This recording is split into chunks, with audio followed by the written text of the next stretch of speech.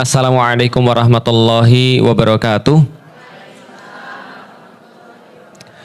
Alhamdulillah, puji dan syukur senantiasa kita panjatkan kepada Allah Subhanahu wa taala, satu-satunya zat yang layak untuk menerima puji-pujian daripada manusia. Karena Allah menciptakan manusia tanpa bantuan, Allah menciptakan manusia tanpa serikat. Karena itulah kita juga harus memurnikan setiap ibadah-ibadah kita. Ucapan-ucapan kita murnikan, kita lakukan hanya karena Allah.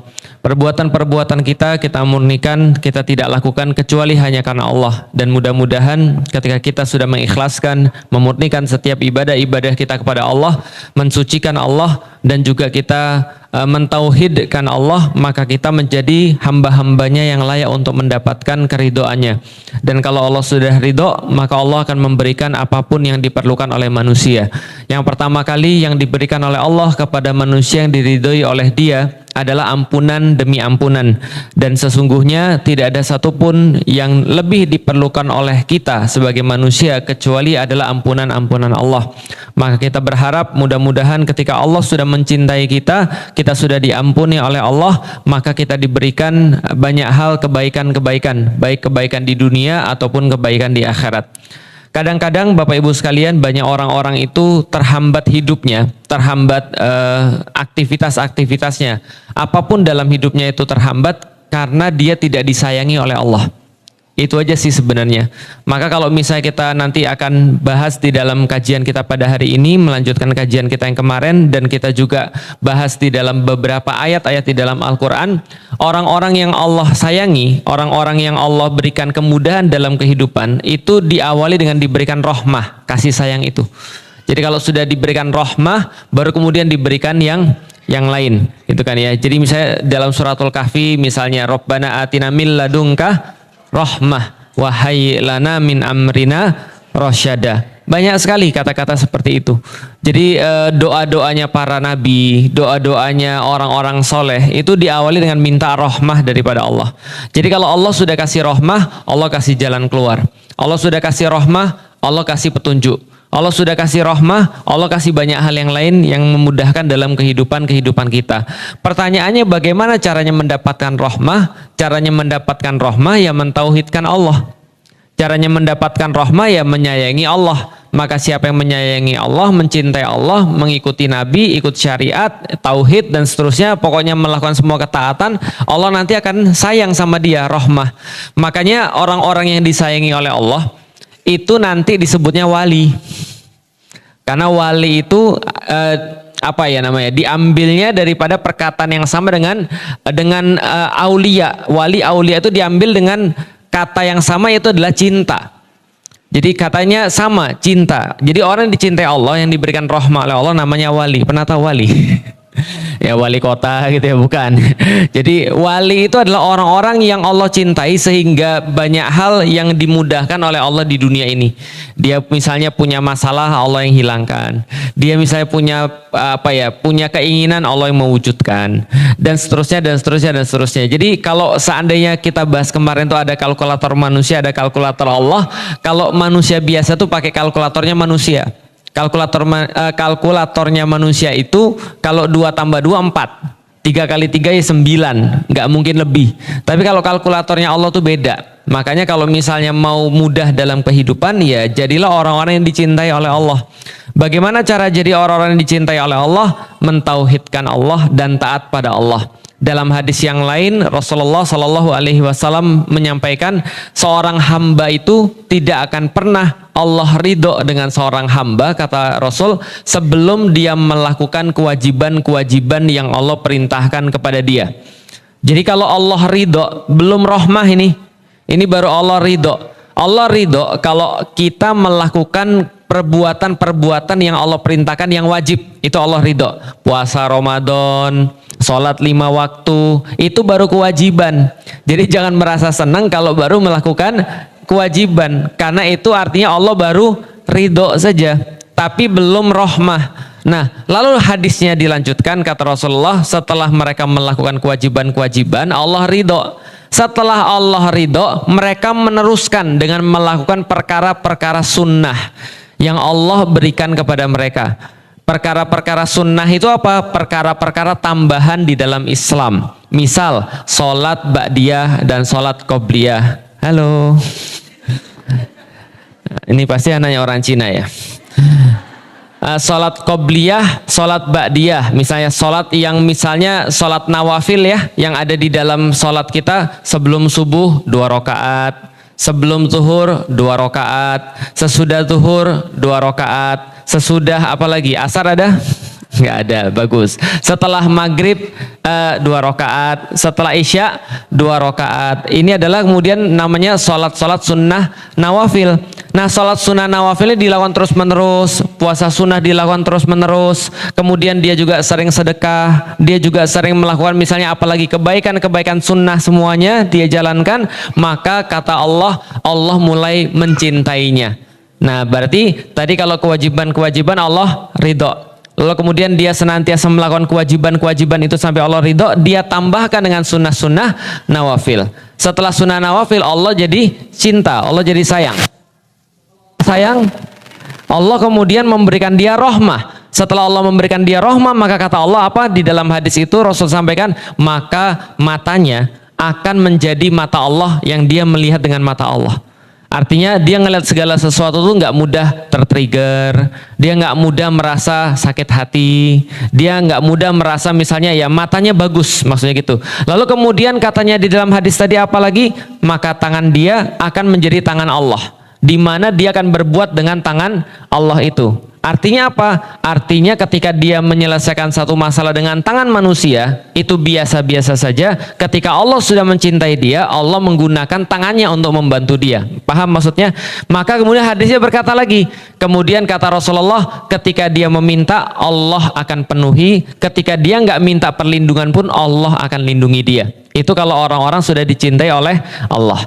Maka salat dan salam semoga tercurah dan terlimpahkan kepada baginda Nabi besar Muhammad sallallahu alaihi wasallam, manusia mulia yang telah menunjukkan kepada kita jalan yang mulia. Sungguh Bapak Ibu sekalian, andaikan kita itu punya utang kepada manusia, kita pun merasa nggak enak untuk kemudian segera melunasi hutang tersebut.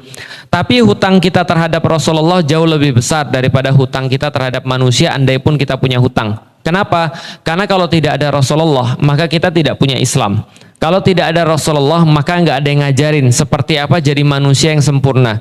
Sangat sederhana saja. Ketika kita menginginkan menjadi keluarga yang berbahagia, kalau ada orang mengatakan, saya bercita-cita jadi seorang atlet basket, maka biasanya orang itu tahu, kalau kamu bercita-cita jadi seorang atlet basket misalnya, kamu itu menurutmu atlet basket paling sukses siapa? Maka dia bisa menyebutkan, oh Michael Jordan, oh Kobe Bryant, ataupun siapapun lah. Lalu kalau ada orang pengen jadi misalnya, saya pengen jadi seorang apalagi pebulu tangkis misalnya, maka dia akan tahu juga, menurut kamu pebulu tangkis paling sukses itu siapa? Ya Susi Susanti misalnya, siapa lagi ya kalau zaman ibu-ibu tuh ya Alan Budi Kusuma gitu ya, misalnya kayak gitu-gitu. Kalau sekarang saya nggak ngerti lagi. Nah, atau kalau ada orang pengen mengatakan saya pengen jadi pesepak bola, maka dia harusnya bisa menyebutkan pesepak bola paling hebat itu siapa. Maka zaman sekarang misalnya orang bisa bilang kalau zaman dulu Maradona, kalau zaman sekarang Cristiano Ronaldo, Messi atau segala macam. Artinya setiap bidang itu pasti ada yang masternya yang kita mau contoh. Pertanyaan saya sederhana banget, kenapa sih kita tuh berhutang banyak dengan Rasulullah? Karena kalau kita bicara tentang keluarga aja, lalu kita ditanya keluarga mana yang paling layak dijadikan contoh, mau siapa disebut? Kalau Anda bukan muslim, kalau Anda bukan muslim mau sebut siapa? Bingung kan? Ngelihat keluarga kita sendiri nggak bisa jadi contoh, ngelihat orang tua kita masih banyak kurangnya, mau ngelihat orang-orang paling sukses rumah tangga ternyata ujung-ujungnya punya masalah. Maka di Amerika saya sudah sering sebutkan itu agak lucu. Mereka bahas tentang keluarga bahagia, mereka jadikan sebagai referensinya ada satu buku yang ditulis, lupa banget saya namanya siapa. Ada seorang perempuan nulis buku dan buku ini menjadi buku paling sukses dan paling laris di Amerika, bagaimana cara mengatur rumah tangga. Dan dengan bangganya di dalam buku itu, di depan cover buku itu dia tulis, ini buku adalah hasil 7 kali gagal rumah tangga. Paham Bapak Ibu sekalian? Dia bangga banget mengatakan ini adalah buku hasil 7 kali gagal rumah tangga. Jadi jangan gagal kayak saya. Pertanyaan saya, siapa yang menjamin yang ke-8 jadi berhasil? Kan gitu kan ya. Paham gak sih maksudnya? Lah kalau gitu kita mau niru siapa? Makanya adanya Rasulullah itu kita berhutang banyak. Kenapa? Seorang laki-laki, bapak-bapak, dia dengan senantiasa mudah menyandarkan diri bagaimana cara jadi suami yang paling ideal dengan menyandarkan pada Rasulullah. Maka seorang ibu-ibu dia juga bisa mengambil bagaimana keluarga yang ideal, yaitu adalah keluarga yang berdasarkan bagaimana Rasulullah. Maka interaksi seorang istri dengan interaksi seorang suami, kita bisa tanya, kalau Rasul dulu kayak gimana? Kalau istrinya ngomel kayak gimana? Kalau istrinya kemudian gak masak kayak gimana? Kalau istrinya kemudian lagi agak sensi marah gimana? Kita juga tahu bagaimana seorang laki-laki harus berbuat pada seorang istri. Semua itu ada di dalam hadis, contoh daripada Rasulullah Shallallahu Alaihi Wasallam. Nah maka ini namanya kita terhutang, karena kalau tidak ada contoh itu, lah terus gimana? Masa harus 7 kali rumah tangga gagal, lalu kemudian kita baru ngerti seperti apa rumah tangga yang benar? Itu pun belum tentu benar. Paham ibu-ibu sekalian dan bapak-bapak sekalian? Maka kita itu terhutang pada Rasulullah atas petunjuk-petunjuk yang sudah dia sampaikan. Terkadang kita tuh menghargai, seperti yang kemarin sudah saya sampaikan, kita itu menghargai hanya pada hal materi. Padahal materi itu sebenarnya sangat terbatas dalam memberikan kepuasan pada manusia. Di ujung-ujung hari, kalau ibu-ibu sudah 50 tahun ke atas, 60 tahun ke atas, ini ngomong bagi yang masih muda-muda ya, karena di sini juga ada 50 dan 60 tahun ke atas. Benar nggak ibu-ibu yang 50-60 tahun ke atas? Pada ujung-ujungnya, di hari-hari ibu-ibu sudah tua dan bapak-bapak sudah tua, itu bapak ibu akan semakin merasa pentingnya petunjuk. Betul nggak? Pentingnya pengetahuan non fisik dan semakin terbatasnya fisik. Betul nggak? Mau saya kasih contoh dan pengingat. Kita mungkin ketika umur 20-an tahun belum punya uang, dan kita merasa enak ya kalau punya uang, enak ya kalau bisa beli mobil, gak usah mahal-mahal lah, yang penting mobil bisa untuk jalan dari satu tempat ke tempat yang lain. Enak ya kalau sudah punya rumah, enak ya kalau bisa beli makan, enak ya kalau bisa keluar negeri jalan-jalan dan segala macam. Pertanyaan saya, 20 orang belum punya duit, lantas mereka pengen macam-macam. 40 mereka bilang, sebentar, ini saatnya kita cari duit habis-habisan dulu, mumpung masih kuat, mumpung kita masih bisa. Udah mulailah dia menikmati. Umur 60 bisa menikmati kayak gitu? Enggak. Kayak bapak saya itu punya uang, punya, pergi yuk, nantilah, sekarang lagi covid. Setelah covid, pergi yuk, nantilah, udah capek, sekarang mau pergi ke tempat lain dulu. Mau pergi aja terbatas.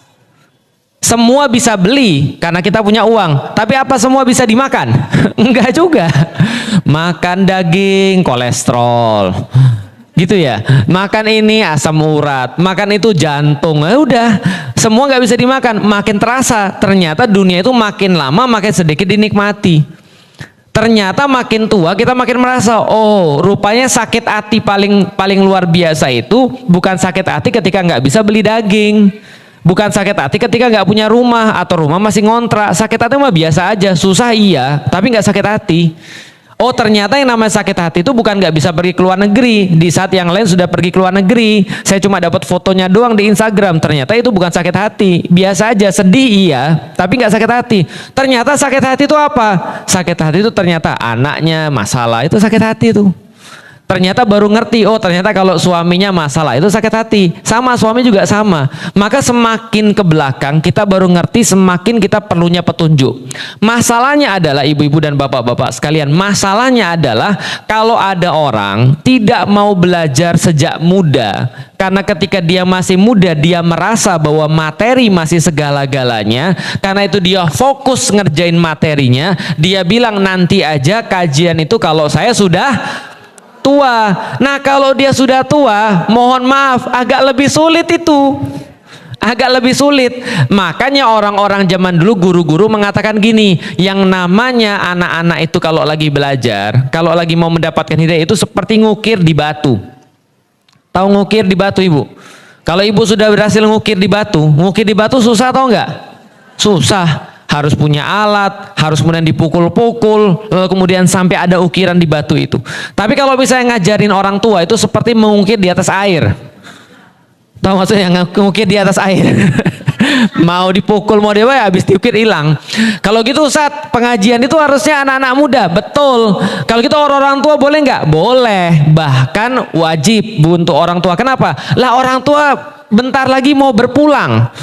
Persiapannya harus lebih banyak, maka belajar bagi orang tua itu sudah jadi kayak wajib. Wajib itu maksudnya ya datengin kajian-kajian itu menjadi wajib karena memang mencari ilmu itu adalah wajib. Yang kedua bekal persiapan.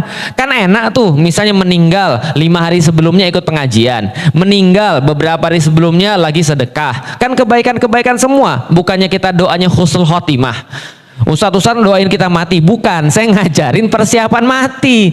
Karena tugasnya para ulama itu ngajarin persiapan mati. Makanya ulama itu disifati dengan innama yakhsyallaha min ibadihil ulama. Kata Allah, sesungguhnya yang paling takut terhadap Allah itu adalah para ulama. Takut apa? Takut dunia. Ulama nggak takut dunia.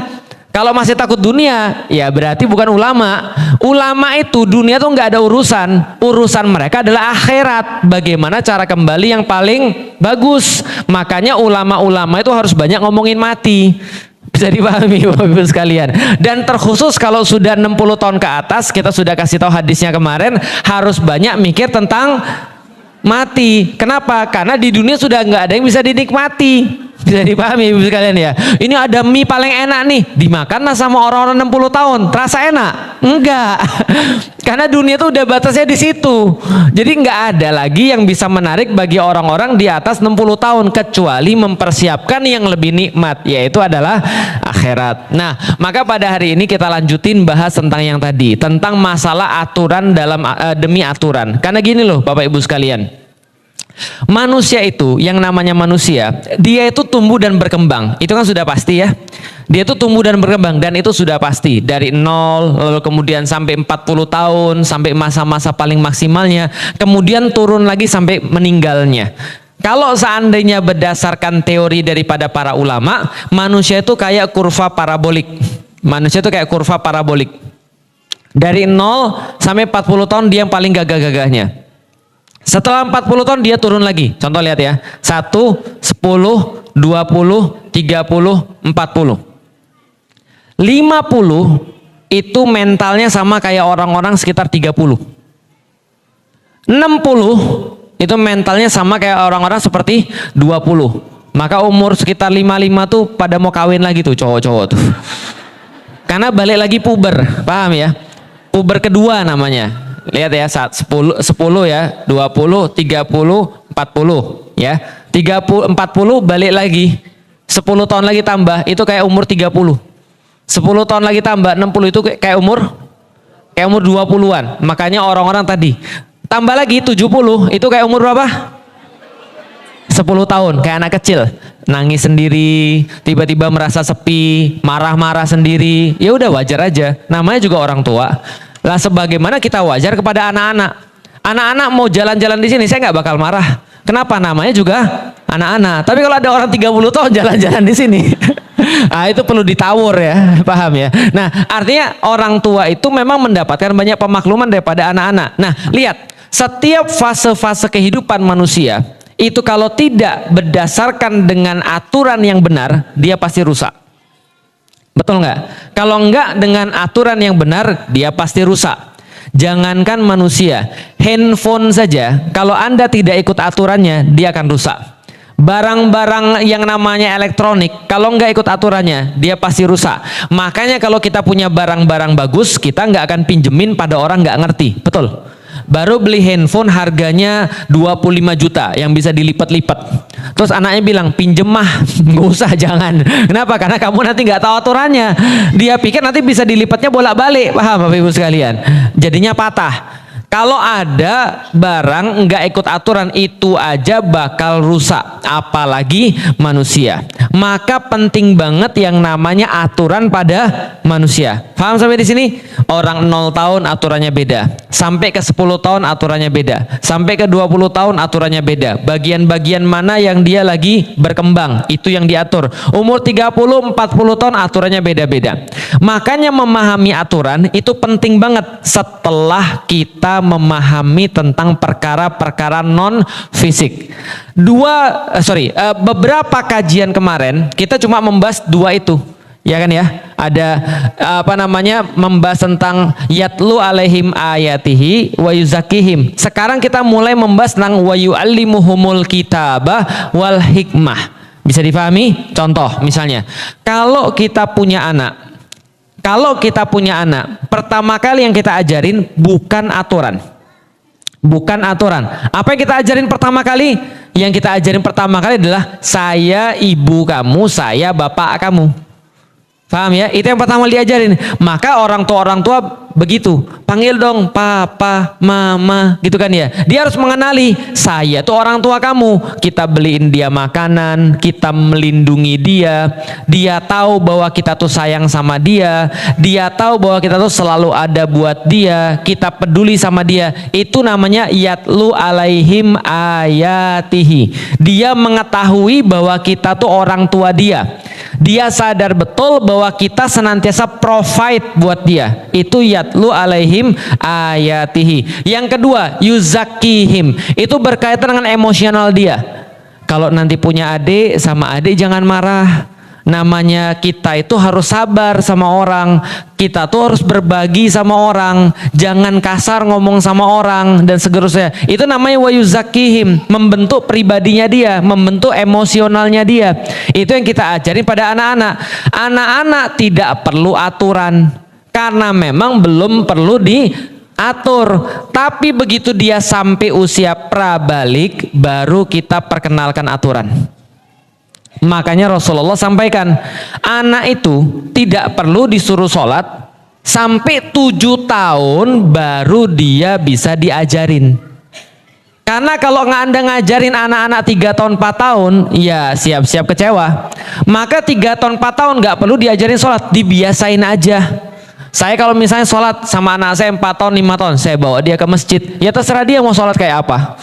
Mau dia sholat sampai koprol gitu misalnya. Kadang-kadang anak-anak saya lihat ada yang cuma sujud terus selesai salam gitu kan ya. Kadang-kadang kalau dia merasa sudah hebat, dia mendahului imamnya misalnya, ya udah nggak ada masalah, udah nggak usah diajarin. Yang penting dibiasain dulu. Nah itu yatlu alaihim ayatihi wa yuzakihim. Kata Rasulullah 7 tahun nih udah mulai berkembang akalnya, sudah mulai masuk akalnya, dia sudah mulai punya keperluan yang lain. Bentar lagi dia bakal balik, siapin tuh dia. Dia disiapin dengan cara apa? Dek, sholat tuh begini ya. Yang namanya ruku itu 90 derajat. Jangan 45 derajat, 90 derajat nih. Kata Rasulullah, kalau dia naruh misalnya gelas di atas punggung orang sholat, maka harusnya gelasnya nggak tumpah karena dia datar. Karena itu seperti itulah rukunya Rasulullah. Sujud tuh begini ya dek ya. Tangan tuh ditaruhnya di kuping, di dekat kuping. Jangan tangannya ditaruh di sini, atau jangan tangannya ditaruh di sini. Lah kenapa? Karena Rasulullah ngajarin seperti itu. Nanti kalau duduk tasyahud tuh begini ya, kalau berdiri tuh begini ya. Kalau misalnya kaki tuh jangan ditaruh di jengkang gitu, jangan. Atau jangan ditaruh juga dirapatkan, jangan. Tapi sesuai dengan bahu. Nah itu kemudian diajarin 7 tahun. 7 tahun dia diajarin mempersiapkan prabalik. Setelah kemudian 10 tahun dia nggak mau sholat, baru dia digantungin cemeti di situ. Pak maksudnya dikasih tahu, kalau kamu nggak sholat ada konsekuensi. Kalau kamu nggak sholat ada hukuman. Kalau kamu nggak sholat ini perkara yang berbahaya, baru dikasih konsekuensi. Manusia punya kemudian tahapan-tahapan. Dari bahasan kemarin kita sudah tahu pada diri manusia, sebelum dia mau menaati Allah, dia harus tahu dulu Allah itu siapa, Allah itu ngasih dia apa, Allah tuh bisa apa. Itulah namanya akidah. Lalu kemudian setelah itu dia ngatur dirinya sendiri. Saya tuh lemah, saya tuh nggak bisa apa-apa, saya tuh perlu bantuan, saya tuh perlu bimbingan, saya tuh perlu petunjuk, dan seterusnya. Maka setelah dia tahu bahwa dia itu tidak bisa apa-apa, dia itu lemah, mulai dia perlu yang namanya aturan. Paham sampai di sini? Jadi aturan tuh bagi siapa? Bagi orang yang sudah ngerti. Jangan orang nggak ngerti apa-apa Anda suruh kasih aturan. Wajar kalau dia nggak mau. Kamu itu pergi malam terus. Kamu tuh sebenarnya anak siapa sih? Saya juga nggak tahu. Saya sih berharapnya bukan anak ibu.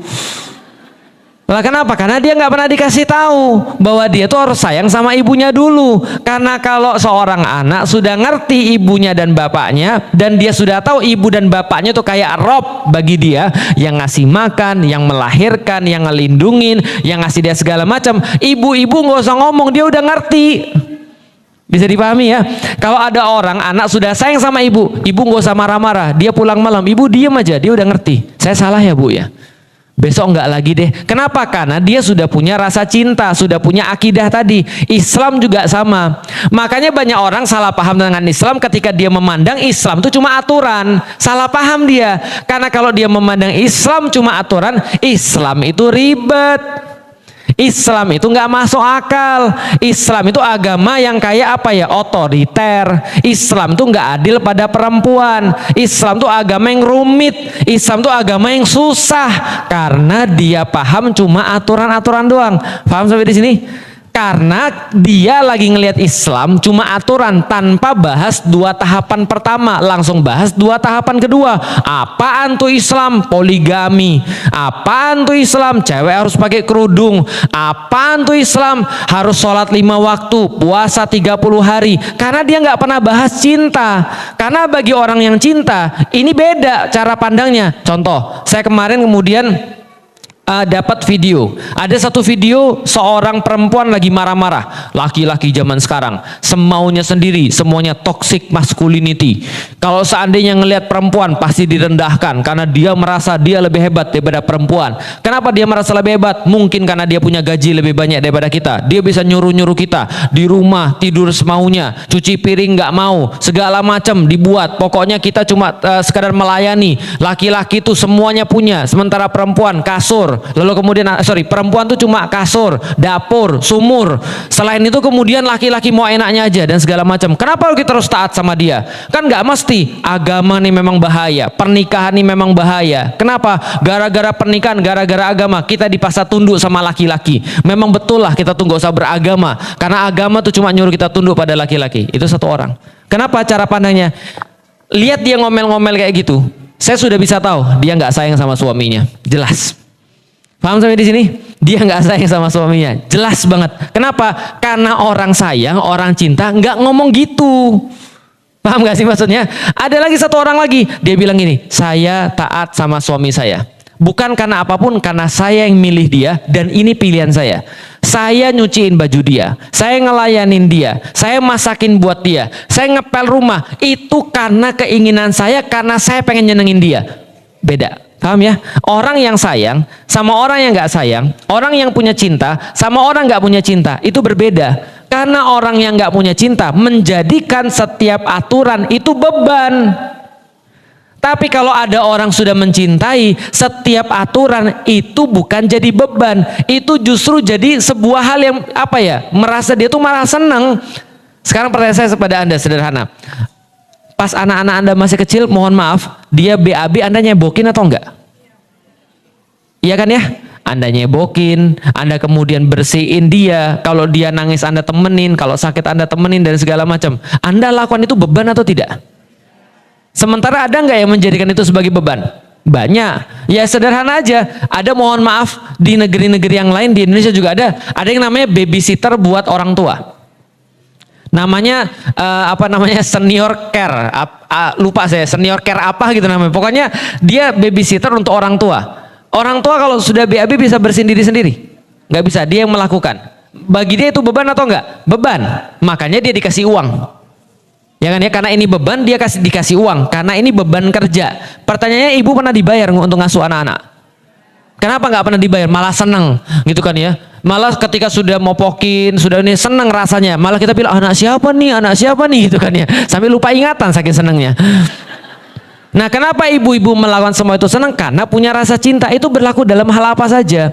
Nah, maka kalau dalam agama juga sama. Kalau dalam agama Anda langsung bahas tentang aturan, nggak bahas tentang dua ini, ya Anda merasa semuanya sebagai beban. Sholat 5 waktu, Allah itu pengen dihormati banget sih sehingga sholat 5 waktu.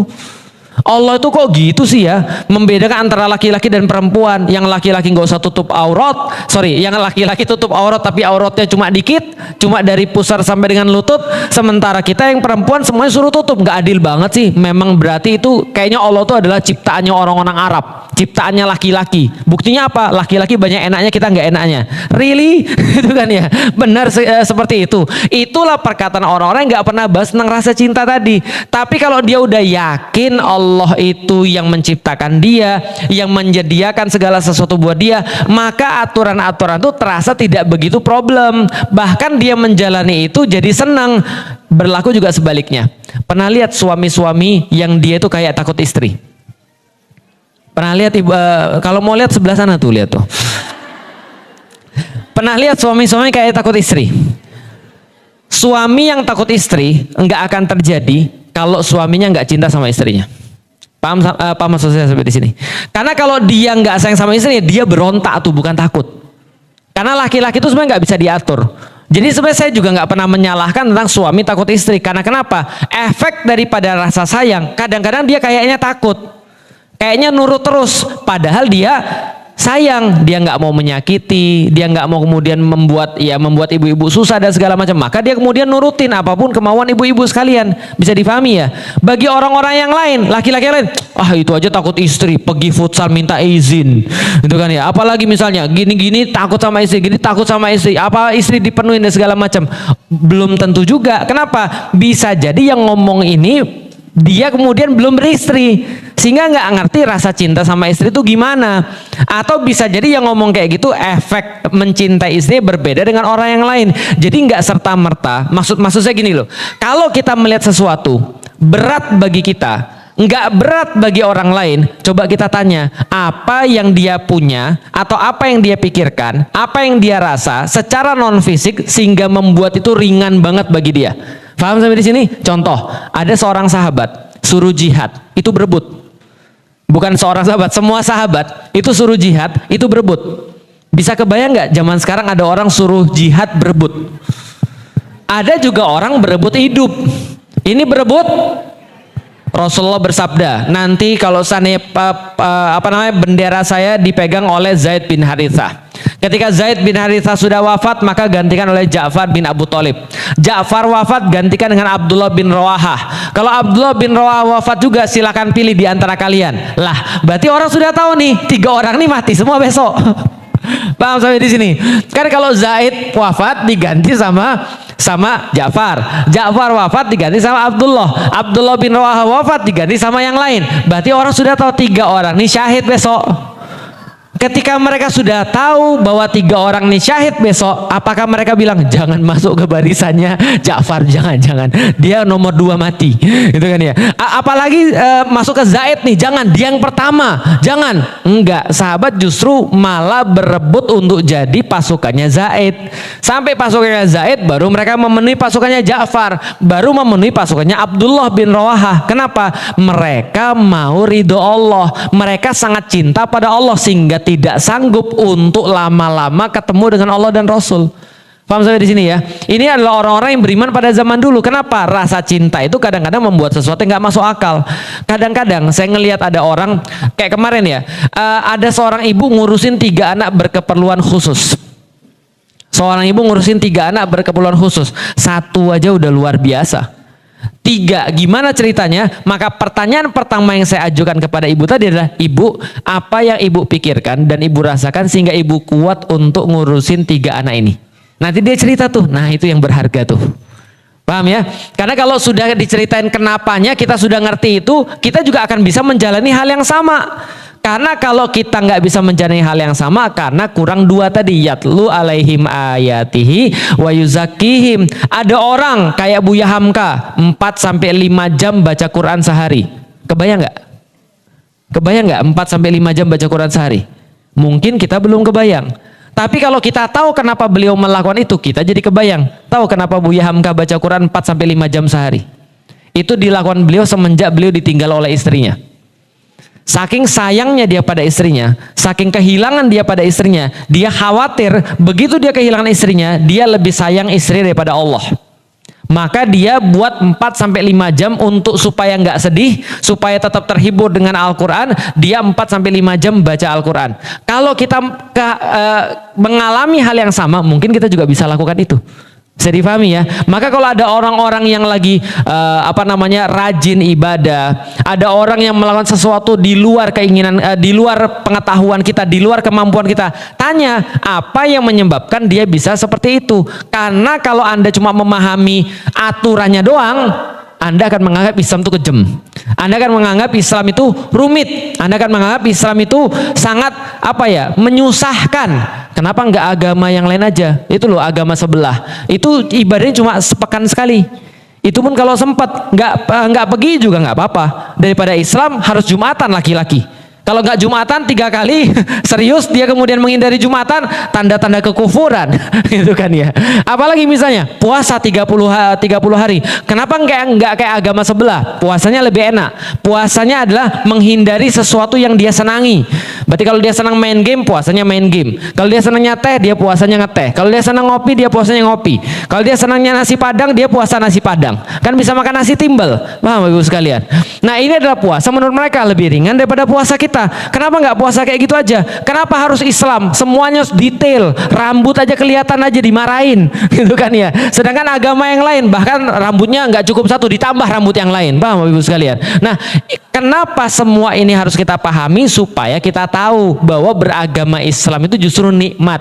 Paham sampai di sini? Nah, ini belum masuk materi nih, kelamaan. Oke, kalau gitu kita coba masuk materi ya.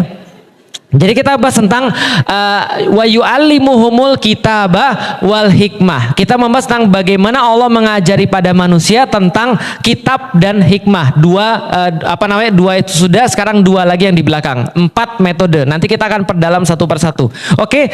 Perhatikan ibu-ibu dan bapak-bapak sekalian, kita mau membahas surat Al-Baqarah ayat 30 sampai dengan ayat 38. Surat Al-Baqarah ayat 30 sampai dengan ayat 38. Yang punya Al-Quran boleh dibuka. Yang nggak punya Al-Quran ya nasib. Itu kan ya. Yang nggak punya Al-Quran nanti dibuka di rumah aja ya. Nah, ini penting sekali. Kenapa? Karena ini menceritakan tentang kisah Adam dan pentingnya aturan dalam kehidupan manusia. Allah Subhanahu wa taala berfirman, A'udzubillahi minasyaitonirrajim. Bismillahirrahmanirrahim. Wa idz qala rabbuka lil malaikati inni ja'ilun fil ardi khalifah. Ini sudah pernah saya bahas ketika malam-malam di bulan Ramadan. Judulnya Wahyu dan Nafsu. Kalau nanti akan saya buka di keluarin di channel YouTube saya. Nanti teman-teman bisa lihat. Tapi kalau enggak ya enggak apa-apa, dipelajari aja. Yang sudah kemarin malam nyimak kajiannya, nyimak lagi. Wa idz qala rabbuka lil malaikati inni ja'ilun fil ardi khalifah. Berarti pertanyaannya, ini terjadinya di mana? Di surga atau di bumi? Suatu waktu kata Allah, ingat baik-baik ketika Allah berfirman kepada seluruh malaikat bahwa aku akan menjadikan Adam sebagai khalifah di atas muka bumi. Berarti kejadiannya di mana? Kejadiannya di surga. Dan kalau Allah di dalam Al-Quran itu ada kata-kata idz seperti ini, wa idz qala, ada idz kan ya, ada alif sama za, maka di situ perlu di stabilo kuning di kepala kita. Perlu di stabilo kuning di kepala kita. Artinya apa? Diingat baik-baik. Karena kalau Allah menggunakan kata iz di dalam Al-Quran, berarti apapun pelajaran yang ada di dalam ayat ini akan terus berulang-ulang sampai akhir zaman. Dia memiliki kandungan pelajaran lebih daripada ayat-ayat yang lain. Maksudnya gitu. Makanya disebutkan kata-kata iz. Artinya hampir seluruh permasalahan yang bisa dipelajari dari sini. Wa idz qala rabbuka lil malaikati inni ja'ilun fil ardi khalifah. Berarti kejadiannya ada di mana? Kejadiannya ada di surga. Adam sudah ada atau belum?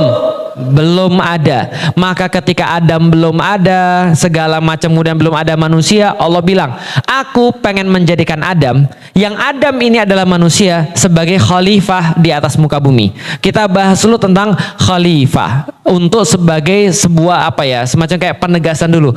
Khalifah adalah asal katanya khalafa. Khalafa artinya membalikkan telapak tangan. Membalikkan telapak tangan bisa. Itu khalafah. Artinya yang lain adalah berbeda. Ini sama ini beda atau enggak? Itu namanya khalafah. Makanya kata-kata dari khalafah bisa jadi yakhlifu, bisa jadi yakhlufu. Yakhlifu bisa jadi yakhlufu. Contoh dari kata-kata khalafah, ikhtilaf. Ikhtilaf artinya perbedaan. Mohon maaf, saya kilap. Kalau kata orang Sunda mah, kilap itu asal dari khilaf. Ya, cuman kalau orang Sunda jadinya kilap. Karena orang Sunda nggak bisa ngomong gitu kan ya. Ustadz etama pitnah gitu kan ya, sama aja. Nah, jadi khilaf itu artinya berbeda. Atau khalafa bisa jadi juga mengganti. Dari sini mengganti dari sini. Artinya apa? Bertumpuk-tumpuk dari sini ke sini, dari sini ke sini, dari sini. Yang melanjutkan. Artinya adalah khalafa yakhlufu, artinya yang melanjutkan. Maka khalifah artinya adalah yang melanjutkan. Dari sini ke sini terus ke itu namanya khalafa, melanjutkan. Jadi khalifah artinya adalah yang melanjutkan. Kalau bahasa umumnya manajer. Contoh ya, ibu punya perusahaan. Lalu ibu bilang ke karyawannya namanya Asep karena dia di Sunda. Sep, sini. Ya ibu. Ibu mau pergi 1 bulan ya Sep. Siap ibu. Dan ibu nggak merasa ada yang bisa mengatur perusahaan ini kecuali kamu, karena kamu sudah lama bantu ibu. Siap ibu. Maka selama ibu pergi 1 bulan, kamu urusin perusahaan ibu. Jadilah Asep namanya khalifah. Khalifah siapa? Ya kalau misalnya yang minta Bu Eli berarti khalifahnya Bu Eli. Sampai di sini paham? Penggantinya atau yang ngurusin selama yang punya nggak ada, itu namanya khalifah. Atau yang ngurusin atas dasar suruhan yang punya, itu namanya khalifah. Pertanyaan saya, kalau si Asep tadi jadi khalifah, berarti boleh nggak dia memutuskan atas nama ibu tadi? Boleh. Tapi boleh nggak dia jual perusahaannya? Karena dia bukan yang punya. Jelas sampai di sini? Aturan-aturan perusahaannya yang buat dia atau ibunya? Ibunya yang tadi. Kenapa? Karena bukan dia yang punya. Berarti apa? Yang buat aturan adalah yang punya. Yang buat segala macam keputusan-keputusan penting adalah yang punya. Dia kerjaannya cuma jalanin yang sudah ditentukan. Nggak punya yang lain. Nggak punya wewenang jualan, nambah saham, nambah orang-orang, ganti karyawan atau segala macam. Nggak punya. Kewenangan dia cuma menjalankan apa yang sudah diperintahkan sama yang punya. Paham sampai di sini? Berarti Allah kira-kira pengen bilang begini, bumi kan punya saya ya? Iya. Bumi kan saya yang ciptain ya? Iya. Perlu bantuan orang lain? Enggak. Perlu bantuan zat lain? Enggak ya Allah, engkau ciptain sendirian. Maka kata Allah, terserah aku juga, aku mau nyuruh siapa di bumi itu. Maka dalam ayat ini Allah mengatakan pada seluruh malaikat, ini jailung fil ardi khalifah. Aku akan menjadikan seorang di muka bumi ini khalifah, namanya Adam. Maka kemudian ketika mengatakan seperti ini, Allah katakan, ingat-ingat baik-baik, aku punya bumi, aku ciptain sendiri tanpa bantuan siapapun, maka aku pengen menjadikan khalifah di muka bumi itu. Namanya Adam. Malaikat-malaikat mendengar ini, dan yang berikut bersama dengan malaikat juga mendengar ini. Siapa yang bersama malaikat? Iblis. Iblis itu bareng-bareng malaikat. Kok bisa gitu Ustadz? Iya, karena iblis nongkrongnya bareng malaikat. Walaupun kemudian dia bukan malaikat, dia punya posisi bahkan lebih tinggi daripada malaikat. Kenapa? Ibadahnya iblis ini tinggi. Malaikat disuruh Allah taat, biasa aja. Tapi kalau bukan malaikat disuruh Allah, bisa puluhan tahun, ratusan tahun ruku dan sujud. Inilah iblis. Di antara kita itu nggak ada yang ibadahnya sehebat iblis. Paham ya? Jadi kalau iblis itu sombong, itu karena ibadahnya banyak. Lah kita sudahlah ibadahnya bolong-bolong, sombong, nggak tahu diri namanya, paham ya? Nah iblis itu dia ibadahnya paling banyak dan dia mendengarkan ini. Menurut beberapa asar cerita sebelumnya, yang disuruh ngatur bumi itu iblis dan bala tentaranya. Siapa? Jin. Kenapa? Karena iblis itu golongannya adalah golongan jin, wa kana minal jin. Sesungguhnya iblis itu termasuk golongan jin. Dia dan bala tentaranya ngatur bumi lama banget, dan situasi berlangsung seperti itu, status quo, dan iblis bangga dengan tugasnya yang dia jalankan dengan baik, yaitu apa? Ngatur bumi. Tiba-tiba Allah mengatakan kepada para malaikat dan juga pada iblis, saya pengen menjadikan pengganti daripada jin untuk ngurusin bumi. Berarti menggantikan iblis juga, yaitu adalah manusia. Maka kemudian yang respon di situ malaikat. Yang respon di situ malaikat. Jin nggak respon, iblis nggak respon. Lihat apa responnya. Kemudian berkata, qalu berkata mereka semua itu siapa? Malaikat. Mereka berkata, ataj'alu fiha ma yufsidu fiha wa yasfikut dima. Wahai Allah, apakah betul? Konfirmasi aja, karena kan malaikat kan nggak bisa protes. Ini cuma konfirmasi aja. Ya Allah, setahu kami yang kamu ciptakan nanti itu punya 2 kelemahan. Ada berapa kelemahan? 2. Ingat baik-baik. Kelemahan pertama adalah mereka suka merusak. Yufsidu fiha. Mereka akan merusak bumi, ya Allah. Karena dari kelihatan penciptaanmu itu dia punya 2 sifat. Yufsidu fiha wa yasfikut dima, dan menumpahkan darah. Lihat baik-baik. Apa itu merusak? Merusak dalam perkara-perkara selain manusia. Kalau pada manusia itu menumpahkan darah. Berarti dia jahat pada selain manusia, dan dia jahat pada manusianya sendiri. Itu adalah 2 dosa manusia. Nanti akan dihubungkan dengan sifat manusia yang lain. Nanti kita akan bahas lengkap. Maka kemudian malaikat mengatakan, ataj'alu fiha ma yufsidu fiha wa yasfikut dima wa nahnu nusabbihu bihamdika wa nuqaddisulak. Wahai Allah, apakah benar engkau akan menjadikan manusia yang mereka itu punya 2 sifat yang kami tahu itu pasti ada. Yang pertama, mereka suka merusak, mereka menumpahkan darah. Sementara kami senantiasa mensucikan engkau, kami senantiasa kemudian menyembah engkau, dan kemudian kami senantiasa bertasbih dan berhamdalah kepada engkau. Gimana ya Allah kira-kira? Ini bukan protes ya, ini namanya konfirmasi. Karena malaikat nggak bisa protes. Kenapa malaikat nggak bisa protes? Karena malaikat nggak punya akal. Jelas ya? Malaikat nggak punya kemampuan protes. Yang ada konfirmasi. Itu pun Allah yang nyuruh. Kok bisa gitu? Nanti kita lihat. Gitu kan ya? Kita lihat ayatnya. Oke. Setelah kemudian berkata begitu, kemudian berkata, qala. Allah berkata lagi, inni a'lamu ma la ta'lamun. Tenang, aku tahu kamu tidak tahu. Jadi Masya Allah ya. Suka nonton film nggak ibu-ibu? Suka nonton film? Enggak. Ada yang suka nonton film? Kalau yang suka nonton film akan tahu pentingnya plot di dalam film.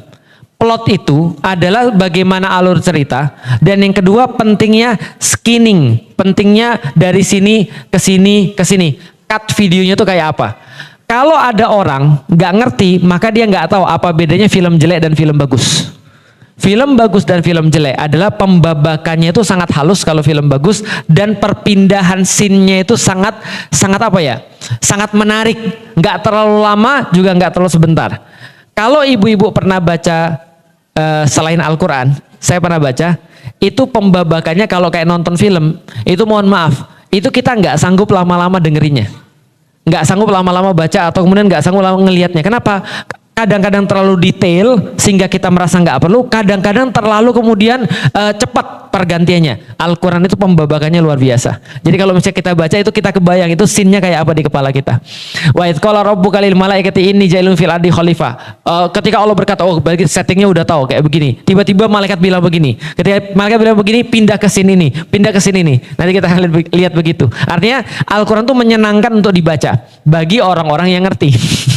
Tapi kalau bagi orang-orang nggak ngerti ya sama aja semuanya. Nonton film apa juga sama aja, gitu kan ya. Kenapa? Karena mereka nggak ngerti tentang tadi kan. Nah, kemudian diganti. Allah berkata, inni a'lamu ma la ta'lamun. Aku tahu dan kamu tidak tahu. Diubah scene-nya. Wa 'allama Adamal asma'a kullaha. Berarti tadi Adamnya sudah ada atau belum? Belum. Tiba-tiba diganti, ini Adamnya sudah ada. Jelas ya, Adamnya sudah diciptakan, lalu kemudian Adamnya sudah bisa hidup, lalu kemudian Allah katakan wa 'allama Adamal asma'a kullaha. Lalu setelah Adam kemudian ada tercipta, Allah sampaikan, kami mengajarkan kepada Adam. Allama memberikan ilmu kepada Adam. Apa pertama kali ilmunya? Menghafalkan nama benda-benda. Makanya para ulama berkata pentingnya menghafal. Jangan sampai kita ikut-ikutan dengan pendidikan gaya-gaya orang barat. Orang barat bilang, itu orang-orang cuma hafalan doang. Hafalan itu penting. Karena hafalan adalah dasar daripada semua ilmu. Maka di sini Adam diminta untuk menghafalkan. Wa 'allama Adamal asma'a. Al asma'a kullaha itu disebutkan tentang segala sesuatu, nama benda-benda di dalam surga. Sekaligus dikasih tahu oleh Allah, kami ngajarin Adam. Setelah kemudian diajarin kepada Adam, tsumma aradohum 'alal malaikah. Setelah kemudian diajarkan pada Adam, maka Allah katakan, nih benda-benda yang sama, silahkan malaikat kalian sebutkan. Summa adom alal malaikati. Lalu kemudian Allah berkata, faqala berkata pada malaikat, ambihum bi asmaihim. Wahai malaikat, sebutkan nama benda-bendanya. Udah kebayang ceritanya tadi? Filmnya kebayang ya? Adam belum diciptakan, Allah bilang pada malaikat, malaikat konfirmasi, iblis diem. Lihat baik-baik ya, iblis diem. Ini penting juga nih. Kenapa iblis nggak dikatakan protes padahal dia bisa protes? Dalam hatinya itu membara. Dalam hatimu, siapa newbie ini nih? Dia orang baru mau gantiin saya. Emang ada yang bisa lebih baik daripada saya? Nanti dalam ayat-ayat yang lain, surat Al-A'raf misalnya, dalam ayat-ayat yang lain surat Toha dan segala macam, itu nanti diceritakan bagaimana keselnya iblis yang nggak ngomong itu. Makanya kalau lagi ada masalah di rumah tangga, mbok yang ngomong. Karena Anda bukan iblis. Paham ya? Karena yang biasa nggak ngomong itu nanti jadinya parah. Ini udah dicontohin nih. Kok malaikat protes Ustadz? Malaikat nggak protes. Dia konfirmasi. Makanya kalau yang konfirmasi biasanya jauh daripada masalah. Antum kok kemarin ketemu saya, antum nggak negur saya? Apa antum itu sudah lupa sama saya? Atau antum tuh nganggap saya bukan teman lagi? Oh, emang kemarin saya lewat di depan antum toh? Cuma nggak ngeliat doang. Paham ya? Saya sering kayak gitu. Kadang-kadang saya jalan doang, saya nggak lihat siapa di sebelah kiri dan kanan saya. Cuma kalau ada orang baper, Ustadz Felix pasti lagi marah sama saya. Loh, orang saya nggak ngelihat. Paham ya? Nah, maka malaikat konfirmasi. Yang nggak konfirmasi siapa? Iblis. Makanya dia ngamuk. Karena dia nggak konfirmasi. Paham ya? Nah, itu diceritain di dalam Al-Quran. Setelah diajarkan, tadi Adam kemudian belum diciptakan, Allah ngasih tahu. Yang konfirmasi malaikat, yang gak konfirmasi adalah iblis. Iblis nahan. Setelah itu ganti sin. Allah sudah menciptakan Adam, kemudian Allah katakan wa 'allama Adamal asma'a kullaha. Lalu kemudian Allah mengajarkan Adam nama benda-benda semuanya. Lalu kemudian setelah diajarkan ini namanya ini namanya ini namanya ini namanya ini. Lalu kemudian oke, semua barang-barangnya kasih ke malaikat. Malaikat silakan sebutkan. Apa kata malaikat? Subhanaka la ilma lana illa ma 'allamtana. Ini menarik nih. Faqala ambiuni bi asma'i haula'i in kuntum shadiqin. Qalu subhanaka la ilma lana illa ma 'allamtana. Lihat, perhatikan baik-baik yang bawa Al-Quran. Qalu berkata malaikat subhanaka. Langsung malaikat bilang maha suci Allah. Jadi kata-kata subhanallah atau kata-kata subhanaka atau subhanallah itu ibu sebutkan kalau ibu lagi mau menafikan segala sesuatu yang enggak Allah. Contoh, ada orang bilang Tuhan kan ada 3, subhanallah. Paham ya? Subhanallah, Allah enggak gitu. Nah, itu baru. Kamu merasa lebih tahu daripada aku, subhanallah. Paham ya? Subhanaka. Ini kata malaikat. Jadi subhanallah itu bukan untuk sesuatu yang menyenangkan, tapi untuk sesuatu yang membuat Anda kaget dan tidak seharusnya, dan Anda pengen mensucikan Allah daripada perkara yang seperti itu. Ada orang yang nyembah selain Allah, subhanallah. Ada anak umur 30 tahun nggak sholat Jumat, subhanallah. Nah, itu kata-kata yang pertama keluar subhanallah. Kalau kita subhanallah indahnya gitu kan ya, itu beda. Masya Allah, bukan subhanallah ya. Tapi kalau salah-salah dikit ya nggak apa-apa lah. Yang penting yang disebut masih nama Allah ya, bukan astaga naga gitu kan ya. Paham ya? Jadi coba dilatih supaya nanti kalau pas sakaratul maut tuh enak gitu ya. Ada orang yang nggak ngelatih zikir di dalam hidupnya, pas sakaratul maut yang disebut yang lain. Paham ya? Nah, maka latihan zikir yang baik itu subhanallah, walhamdulillah, wala ilaha illallah, Allahu akbar dan seterusnya. Kalau ngelihat sesuatu yang nggak pantas, yang jelek, yang nggak bagus, ucapkan subhanallah. Kalau lihat sesuatu yang bagus, masya Allah. Dapat sesuatu dan mau bersyukur pada Allah, alhamdulillah. Mau membesarkan Allah, Allahu akbar. Tapi ya nggak apa-apa juga, ibu-ibu misalnya udah terbiasa lihat sesuatu, subhanallah, ya udahlah nggak apa-apa lah ya.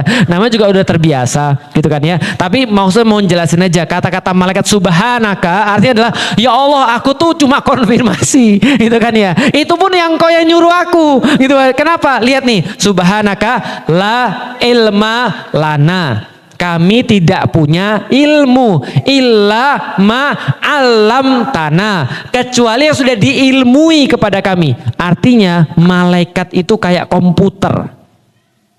Malaikat itu kayak komputer, dia nggak bisa belajar, bisanya diinstal. Paham maksudnya? Alam tanah di sini nih, illa ma alam tanah. Alam tanah di sini bukan maksudnya belajar, tapi diinstal.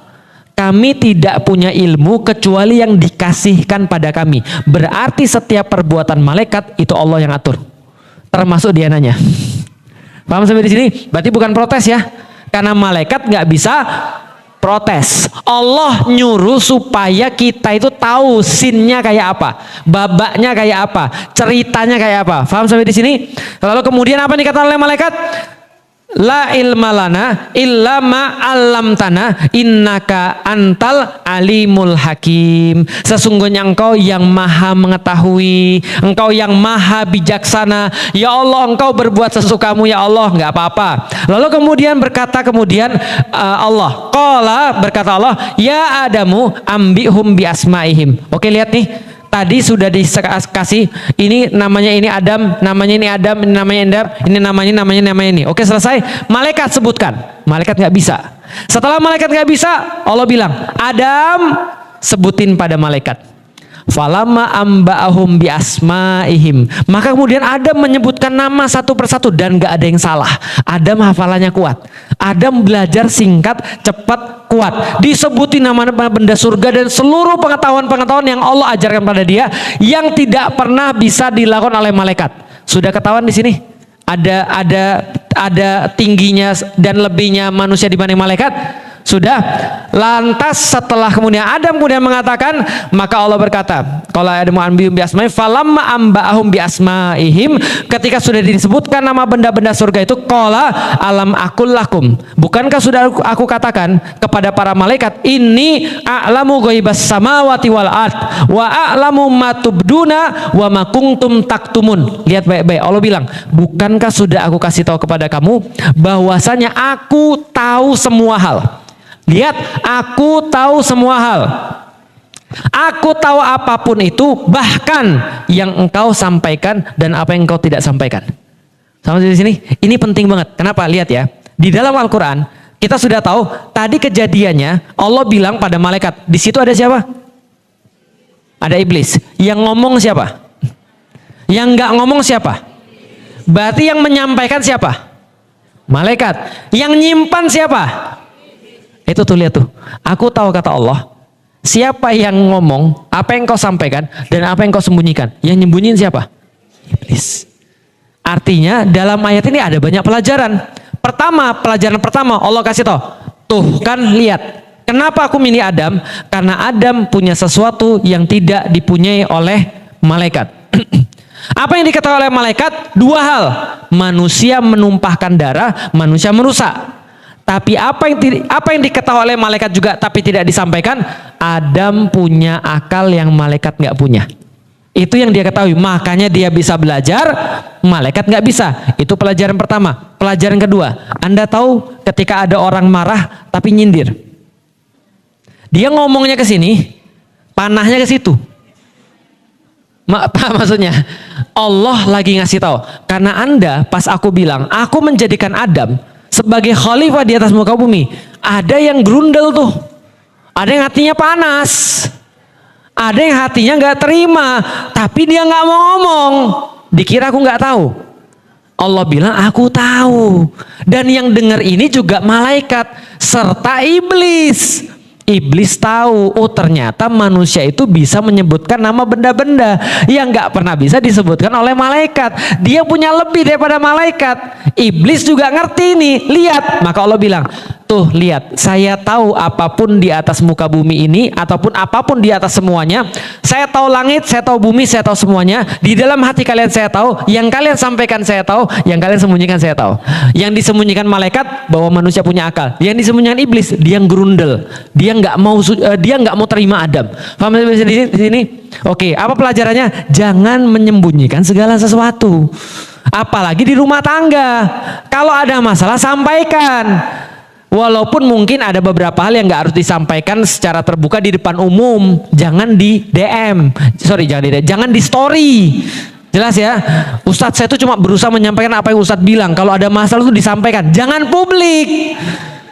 Paham ya? Komunikasi antar suami istri. Oke, sudah tahu sekarang apa yang dimaksud dengan ayat tadi? Siapa yang menyampaikan, siapa yang diam dan segala macam, Allah sudah buktiin. Setelah Allah buktiin, Allah katakan, wa idz qulna lil malaikati isjudu li Adam. Oke, kalian sudah tahu semua kenapa saya milih orang ini? Kenapa saya milih Adam? Karena dia punya sesuatu yang kalian nggak punya. Dia bisa mengemban sesuatu yang kalian tidak bisa. Maka Allah katakan, nah kalau sudah, silakan semua sujud kepada Adam. Semua sujud kepada Adam. Pertanyaan saya, apakah ini pertama kali Allah bilang?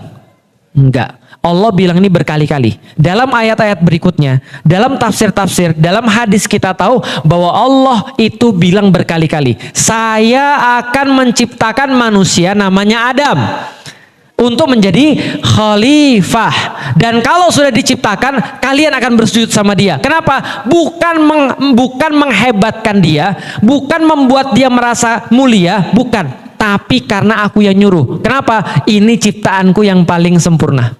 Jangan sampai di sini. Maka saya bilang, Allah buat matahari, nggak pernah ada orang sujud pada matahari, atau nggak pernah malaikat suruh sujud sama matahari. Allah buat alam semesta yang begitu hebat, begitu besar, begitu indah, begitu memesona, dan Allah nggak pernah suruh untuk sujud. Bahkan iblis pun ketika diciptakan, jin itu nggak pernah ada dalil bahwa seluruh malaikat disuruh sujud sama iblis. Tapi manusia, Allah sempurnakan penciptaannya dengan segala sesuatu yang sudah dijelaskan oleh Allah. Dan setelah kemudian Allah menciptakan manusia, Allah suruh semua langit untuk sujud kepada manusia. Paham sampai di sini? Sudah tahu betapa istimewanya Anda itu? Anda kan keturunan Adam tuh. Nah, dulu nenek moyang kita ras manusia itu dimuliakan oleh seluruh alam. Fasajadu, maka seluruh malaikat bersujud illa kecuali iblis. Iblis malaikat atau bukan? Sudah tahu cara jawabnya? Ustadz, tapi di situ dikatakan seluruh malaikat bersujud kecuali iblis. Berarti iblis malaikat atau bukan? Iblis cuma nongkrongnya sama malaikat, tapi dia bukan malaikat. Maka semuanya bersujud kecuali, baru dia terang-terangan mengatakan, saya tidak mau. Kenapa? Dari awal ketika belum diciptakan, dia gerundel. Dia nyimpen dalam hati. Apa bahasa Sundanya tuh? Kalau bahasa Jawanya gerundel. Bahasa apa? Menggerutu. Gerutu keluar. Yang nggak keluar apa? Batin ya. Ngebatin lah ya. Oke, dia tuh ngebatin. Dan ketika ngebatin dia nggak mau lakukan. Pas di sini dia baru bilang, saya menyatakan pembangkangan secara terbuka. Lihat hasilnya. Kalau ada orang diem, lihat ya. Kalau ada orang masalah, lalu diem, setan nambahin terus tuh. Iblis temennya dia tuh nambahin terus sampai satu titik dia meledak. Padahal masalah ini bisa diselesaikan tanpa meledak. Kalau pas masih kecil itu bisa diselesaikan. Tahu tanaman putri malu? Kecil dia bisa dicabut. Nusuk jarumnya? Enggak. Kalau masih kecil Anda ambil itu enggak sakit. Tapi coba kalau dia sudah gede, sudah jadi kayak pohon gitu, sudah berkayu gitu, itu jarumnya parah banget. Bahkan bukannya nusuk, luka. Artinya apa? Kalau pas masih kecil kita nggak cabut tuh benih-benih yang kayak gitu-gitu tuh. Nanti pas sudah gede, orang bukan hanya males, tapi nggak bisa. Awalnya kita nggak mau nyabut karena males. Ah udahlah, males gue kalau mau ngomong sama dia. Males nih awalnya nih. Udah gede, bukan males lagi, nggak bisa dicabut. Paham ya? Dan fisik itu sama non fisik, penyakit fisik dan penyakit hati lebih susah nyelesain yang mana? Paham? Ini kejadian pada iblis, belajar makanya. Iblis itu diam. Setelah dia diam, lantas dia meledak. Ustadz, suami saya tuh Ustadz kayak iblis. Kalau ada masalah dia diam aja. Oke, saya mau kasih tahu. Diamnya perempuan sama diamnya laki-laki berbeda. Kalau diamnya laki-laki itu diperlukan sama dia supaya dia bisa tenang dulu. Maka kalau lagi ada masalah, ibu-ibu jangan ngajak ngomong terus. Paham ya? Nanti dia malah stres, bunuh diri dia nanti. Oke, kalau misalnya laki-laki lagi ada masalah, diem di awal nggak masalah. Yang penting jangan lebih 3 hari. Jangan lebih berapa? 3 hari. Dan juga kalau misalnya bagusnya, tentuin waktunya. Oke, aku ngerti kalau kamu perlu diem. Perlu berapa lama? Paham ya? Jangan diemnya nggak terbatas. Aku nih lagi marah. Iya, aku ngerti kamu lagi marah. Udah, biarin aja dulu. Kasihin kopi. Sudah selesai. Biarin dia mikir dulu. Karena dia nggak bisa langsung ngomong. Perempuan aja kadang-kadang begitu kan? Nggak bisa langsung diajak ngobrol. Tiba-tiba tidur aja. Gitu kan ya. Yang laki-laki bilang, kamu nggak mau nyelesain masalah. Dia tidur aja. Kenapa? Stres. Kalau dipaksa manusia lagi kayak gini, yang ada sepaneng, bukannya malah nyelesain masalah. Yang dimaksud diem di sini adalah dia diem nggak mau nyelesain masalah. Dia diem dalam perkara yang dia harus diselesain. Kalau diem dalam perkara suami istri lagi marahan, diem 15 menit oke lah. Diem 30 menit oke lah. Asal jangan mati aja di waktu-waktu itu, paham ya? Makanya kalau takut mati ya jangan ribut banyak lama-lama, paham ya? Diam untuk nyelesain masalah nggak apa-apa. Laki-laki itu tipenya kayak gitu. Laki-laki itu kadang-kadang nggak mau ngobrol. Ingat Nabi Ibrahim. Nabi Ibrahim ketika suruh nyembelih anaknya, diem dulu dia. Setelah dia bisa menguasai baru bilang sama anaknya, gimana menurut kamu? Gitu kan ya. Lah kan itu Yaumul Arafah kan begitu. Beliau dapat mimpi dari tanggal 8. Dari tanggal 8, dia sudah ngerti itu adalah permintaan Allah. Tapi dia masih bingung. Maka dia kemudian diam dulu. Sampai tanggal 9 dapat mimpi lagi. Yaumul Arafah. Bahwa saya mengerti sekarang bahwasanya saya benar-benar disuruh oleh Allah. Baru minta pendapat anaknya. Berarti laki-laki sejati kalau lagi marahan memang diam. Justru kalau dia lagi marah, dia main tangan, itu yang bahaya. Lagi masalah, dia kemudian ngomong, itu biasanya keras. Makanya nggak kayak perempuan. Perempuan kalau lagi marah, lagi sedih ya ngomong. Itu bedanya. Nah maka diem di sini maksudnya diem dengan cara iblis ya, bukan diem yang laki-laki. Paham sampai di sini? Kalau mau membedakan lagi nanti kapan-kapan kita bahas. Oke? Setelah semuanya diem-dieman, akhirnya kamu semuanya diem. Setelah iblis diem-dieman, lantas iblis berkata, saya membangkang secara terbuka. Saya nggak mau sujud pada Adam. Siapa dia? Dia newbie, belum terbukti, nggak kayak saya. Apa bisanya dia? Dia cuma dari tanah, saya dari api. Lagian Allah malah nyuruh saya untuk sujud pada dia. Masa kita sujud pada makhluk bukan pada Allah? Ya dia bikin-bikin teori, dia bikin-bikin dalil. Intinya dia nggak mau sujud. Maka kata Allah, wa kana minal kafirin. Itulah pertama kali Allah nyebut kafir itu. Maka pertama kali Allah katakan, makanya iblis termasuk orang-orang yang kafir, bukan orang ding. Wa kana minal kafir, maka dia termasuk golongan yang kafir. Golongan yang kafir itu apa? Menutup diri dari kebenaran. Ya Allah, kurang apa iblis, ibu? Iblis itu sudah ada di surga lama, nongkrongnya sama ibu-ibu, nongkrongnya sama siapa? Kalau ada sesat-sesat dikit ya wajar, karena temennya sesat semua. Ibu-ibu pada julid lah, kenapa? Tetanggaan julid semua. Ya wah, ini nongkrongnya sama malaikat, ibu. Apa yang membuat, apa yang kurang gitu loh maksudnya. Sudahlah lama, ibadahnya lama, disuruh ngurus berhasil, nggak punya track record buruk, nongkrongnya sama malaikat, dipuji sama Allah sebagai abid. Iblis itu nickname-nya Abid, hamba Allah yang paling taat. Coba bayangin, itu iblis tuh. Kurang apa lagi? Dia nggak bisa, dia suruh apapun bisa. Yang dia nggak bisa, ngeliatin newbie, ngeliatin orang baru muncul, ngeliatin manusia yang belum ada track record. Itu kurangnya dia. Kumpul-kumpulnya salah. Kafir artinya apa? Sudahlah punya orang-orang di sekelilingnya yang pintar-pintar, yang bagus-bagus, dapat kajian tiap hari, baca Quran sudah, orang tuanya soleh dan soleha, dibeliin semuanya, tiba-tiba mau murtad. Paham? Itu kafir, menutup diri dari semua fasilitas-fasilitas dia. Paham ya? Kadang-kadang kita mikir nggak ada orang kayak gitu. Heran saya ya, ada orang, anak-anak yang dia bukan siapa-siapa, bapaknya miskin, ibunya miskin. Gitu kan ya. Bapaknya kadang-kadang malah bapaknya tuh mantan bandit, ibunya nggak ngafal kecuali trikul, kul auzu, auzu lagi, sama kulhu. 3 kul doang, tapi anaknya hafiz, anaknya pesantrenan. Tapi ada anak yang lain, semua fasilitas sudah ada, tapi dia males. Bukannya malas, dia nyerang Islam. Bukannya nyerang Islam, bilang Islam itu bukan agama yang bagus. Kok bisa? Bisa difahami, kafir itu bukan keadaan orang jahat, enggak. Dia nutup diri dari kebenaran. Oke, benar. Tapi bodoh amat, gua kagak mau.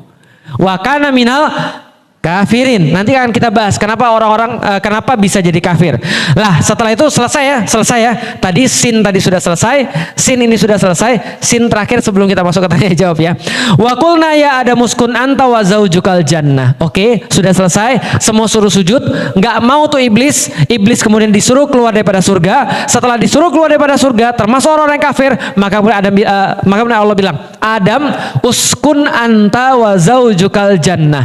Ya udah Adam, sekarang kalian tinggal dulu sementara di surga. Diem dulu di sini ya. Uskun anta wa zaujukal jannah wa kula minha ragadan haitsu syi'tuma.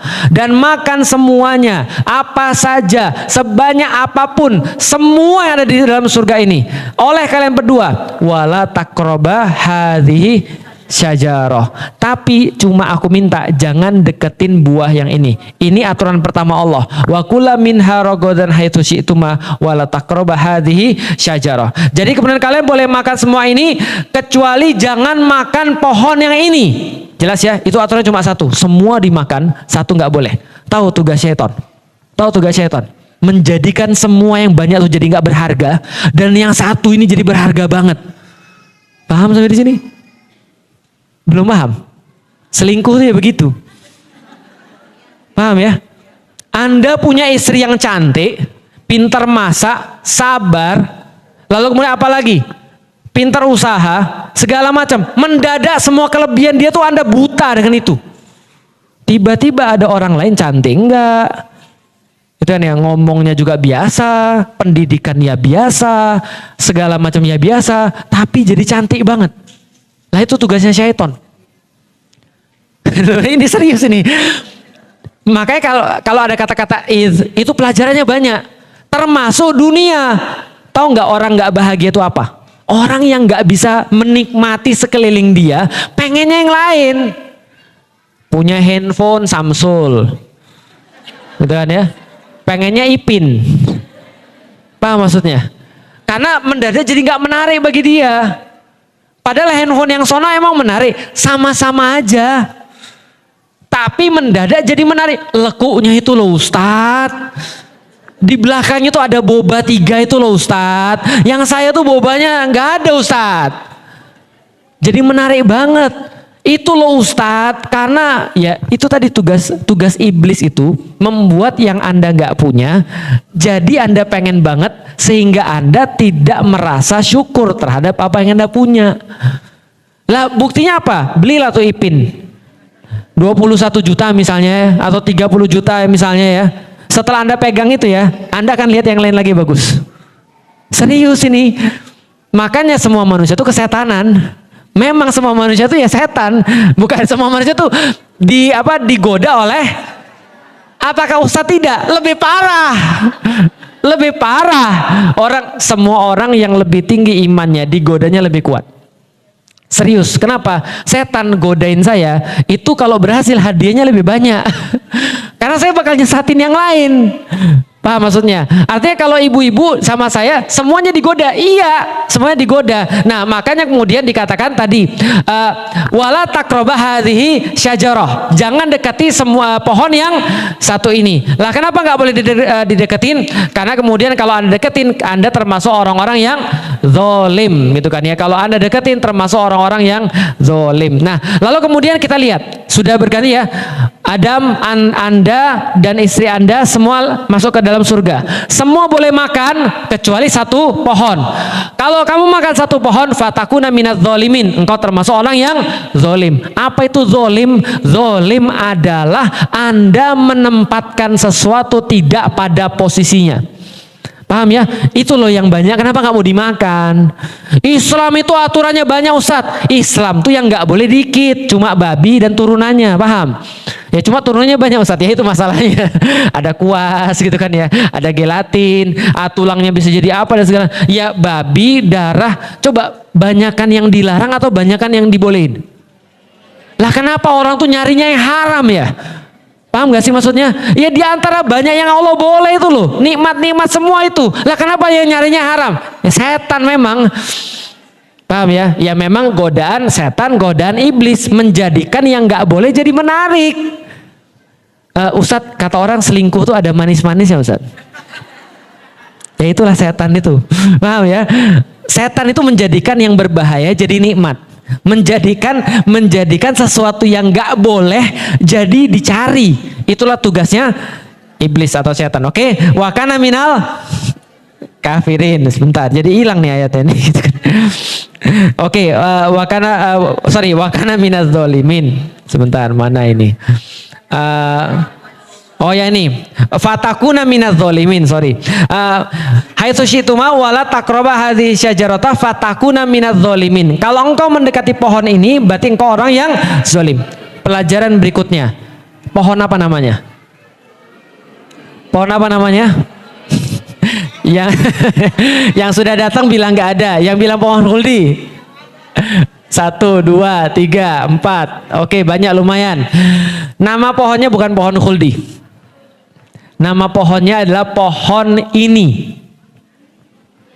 Pohon ini. Dalam bahasa Arab pohon hadhihi. Lihat tuh, wala taqroba hadhihi syajarah. Jangan dekati pohon. Berarti nama pohonnya pohon ini. Paham ya? Benar ini. Ibu-ibu tahu kalau semut punya nama? Belum tahu? Namanya tatang. Tatang seekor nyamuk. Tatang. Paham ya? Enggak, itu beda lagi. Oke, baik. Coba perhatiin. Wala taqraba hadhihi syajarah. Jangan dekati pohon. Berarti nama pohonnya pohon. Jelas. Ustadz, dalam Al-Quran tuh pohon khuldi Ustadz. Baca lagi di dalam Al-Quran. Khuldi adalah nama yang dikasih oleh iblis. Cara iblis nipu Anda adalah dengan ngasih tahu informasi yang salah. Paham? Ingat ya, di dalam dunia ini juga berlaku. Iblis ngasih informasi yang salah. Selingkuh itu jantan. Salah atau betul? Ngelawan suami itu modern. Benar atau salah? Ingat ya, iblis itu senjatanya ngasih informasi yang salah. Dalam bahasa Al-Quran, yuwaswisu fi sudurin. Dia nggak bisa dorong Anda ke diskotik, nggak. Dia nggak bisa dorong Anda makan narkoba, nggak. Dia nggak bisa dorong Anda berzina, nggak. Tapi dia bisa menyesatkan Anda dengan cara apa tadi? Memberikan informasi yang salah. Mau tahu contoh informasi yang salah lagi? Ya nggak apa-apa lah, zina itu normal. Yang penting gue masih biayain anak yatim. Emang lu lebih baik daripada gue? Paham? Apalagi yang dia ngomongin, anak ustadz juga zina. Berarti aku wajar dong. Nggak apa-apa lah yang terakhir. Ini kan masih lebih mending, nanti bisa tobat lagi. Informasi yang salah, itulah yang membuat Anda semua tuh jadi berbuat maksiat. Lihat coba setiap maksiat kita. Itu semua dari informasi yang salah. Allah tuh maha pemaaf. Nggak apa-apalah. Allah tuh maha pemaaf, nggak apa-apalah. Itu informasi yang salah tuh. Bukannya harusnya memang ibu tuh ngurusin anaknya. Kenapa dia minta sesuatu balasan daripada saya? Semua informasi yang salah. Itu membuat orang maksiat. Adam tinggal di surga, makan semua boleh, jangan dekati pohon yang Allah bilang itu pohon khuldi. Tahu apa arti khuldi? Khuldi asal katanya khalidina fiha. Artinya adalah khuldi artinya abadi. Setan bilang, iblis bilang, kamu kan tinggal di surga ya, enak nggak di sini? Enak, masih benar tuh. Oh iya, aku juga pernah tinggal di surga tuh, enak banget. Tapi tahu nggak? Lu tahu nggak sih? Kalau tinggal di surga kayak aku, lama-lama Allah suruh keluar. Oh, berarti aku harus keluar dari sini nantinya. Iya, emang kamu mau keluar dari sini? Enggak, ada cara supaya kamu bisa tinggal selama-lamanya di surga. Gimana caranya? Ada buah namanya khuldi. Buah yang membuat orang selama-lamanya tinggal di... Udah kayak setan saya. Enggak, saya cuma ngasih tahu. Setan tuh begini ceritanya. Dia bilang, lu percaya dia sama gua? Lu masa nggak percaya sama gua sih? Ya kan, tapi kan lu kan terlaknat sama Allah. Iya, gua memang terlaknat, tapi gua sayang sama kamu. Aku tuh pengen kamu di sini selama-lamanya nggak kayak saya. Jangan keluarlah dari sini. Aku cuma nasihatin aja sih. Kalau kamu mau ya boleh, kalau nggak mau juga nggak apa-apa. Tapi ya gimana ya, sayang banget dilewatkan tuh. Apa tuh buah khuldi? Itu setan tuh begitu. Setan ngasih tahu itu buah khuldi. Emang itu buah yang bisa membuat orang selamanya di surga? Enggak. Tapi setan ngasih nama supaya menyesatkan. Paham ya? Allah ngasih tahu buahnya namanya pohonnya adalah pohon. Allah nggak ngasih tahu bahkan itu namanya apa. Karena Allah pengen kasih tahu ini nggak penting. Cuma ini ujian. Ini nggak penting. Ini ujian. Nggak ada khasiat apapun. Yang lain tuh lo banyak. Semua kalian, cuma nggak boleh satu pohon aja. Nggak boleh. Setan ngomong lagi, tahu nggak kenapa Allah nggak boleh? Karena kalau kalian makan buah itu, selain kalian bisa hidup selama-lamanya di surga, kalian punya pengetahuan kayak Allah. Ayo loh, mau nggak? Lama-lama tertipu atau tidak? Sekali iklan nggak apa-apa, 2 kali iklan nggak apa-apa, 3 kali iklan nggak apa-apa. Cuma lama-lama iklan, nah tertipu juga nih 2 orang nih. Maka kemudian ini untuk ke depan. Fa'azzallahuma syaitonu anha. Syaiton menyesatkan, menggelincirkan mereka berdua daripada surga. Dengan cara apa? Syaiton berhasil untuk mengangkat yang tidak boleh menjadi sangat diinginkan. Sementara yang boleh semuanya jadi sia-sia. Padahal sebelum-sebelum sudah ada cerita apa? Adam masuk ke surga, dikasih Hawa, dikasih pendamping supaya nggak sendirian, makan buah apa aja banyak di sana. Pokoknya surga itu ya kayak yang mau kita masuk ini surganya Adam. Ada sungai dari madu, dari segala macam, ada barang-barang kalau diminum nggak akan haus lagi dan segala macam. Itu semua di surga, tapi mendadak kualitasnya hilang semua demi satu pohon yang tidak ada nama, demi satu pohon yang bahkan dia nggak tahu khasiatnya apa. Cuma katanya siapa? Katanya iblis. Paham sampai di sini? Jelas ya? Belum sampai pada aturan, tapi ibu-ibu sedia tahu. Ini aturan pertama oleh Allah. Jangan makan satu buah dari pohon. Nanti kalau kamu makan, kamu jadi orang yang zalim. Itu aturan pertama. Zalim itu apa? Tidak pada posisinya. Alias apa? Rusak. Dan lihat di dalam Al-Quran nanti cerita pertama. Nanti ini untuk berikutnya ya. Setelah ada makan buah dari pohon yang dilarang oleh Allah untuk dimakan, maka pertama kali yang dilakukan oleh kerusakan itu adalah dia menyingkap aurat. Ya, jadi kerusakan pertama setelah dia makan buah ini, dia buka aurat. Makanya lalu kemudian dia nanti ngambil pohon-pohon surga yang ada daun-daunnya dia pakai untuk jadi baju. Padahal sebelumnya dia nggak ada aurat. Ketika kerusakan pertama aurat, artinya apa? Lihat pelajaran dari sini. Nanti besok kita lanjutin. Setiap maksiat itu akan ngasih Anda kesulitan dalam hidup. Itu pasti. Setiap kemaksiatan itu pasti akan ngasih Anda kesulitan dalam hidup. Belum Ustadz nggak ada. Lihat itu Ustadz, orang kaya zina, prostitusi, jual narkoba, baik-baik aja Ustadz, anaknya banyak, istrinya juga banyak, dia baik-baik aja, belum aja. Tapi setiap kemaksiatan pastinya menghasilkan kesulitan di dalam hidup. Dalam kasus Adam dan Hawa, yang pertama kesulitan hidupnya adalah dia terbuka auratnya. Maka banyak orang berkata, jangan remehkan aurat. Kenapa? Karena Adam pertama kali kemudian melakukan kesalahan, auratnya dibuka, dan itu adalah awal daripada seluruh maksiat-maksiat yang lain. Paham ya? Jadi orang bilang cuma kerudung aja, cuma jilbab aja, cuma aurat doang kok Ustadz, cuma kaki doang Ustadz. Hati-hati jangan remehkan aurat. Karena nenek kita, kakek kita, Adam dan Hawa, itu kemudian mereka setelah makan buah ini, yang pertama kali dibuka adalah auratnya. Baik, ini yang bisa kita sampaikan sampai ayat ke berapa nih? 30 34 ya? Tiga ya. Oke, nanti kita akan lanjutkan pada ayat-ayat yang berikutnya dan kita bahas tentang masalah pentingnya aturan di dalam Islam, melanjutkan yang kemarin sehingga kita tahu bahwa keluarga itu juga ada aturan.